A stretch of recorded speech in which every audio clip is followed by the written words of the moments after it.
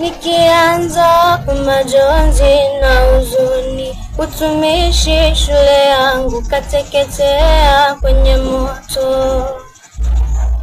Nakumbuka saa 6:30 ilianza kwa mayowe, ghafla tukazinduka. Wengi wetu walijaribu wawezavyo, walakini moto huu ukashika usukani.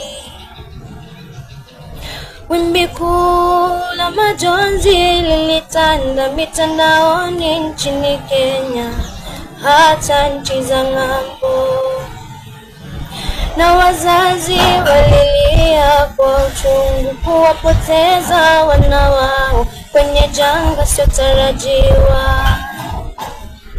Nasi sote twahuzunika kuwapoteza waliokuwa ni wenzetu, kwa wazazi ni wana wao. Nami pia nawatunuku pole zangu kwa wote mliopatwa na maafa ya makuu. Wale wote waliopo hospitalini, afueni haraka, sote twawaombea.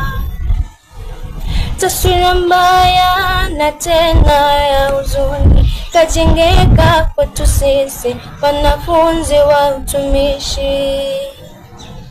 Tuungane kwa pamoja na maombi, hasa wakati huu mgumu kwetu sisi.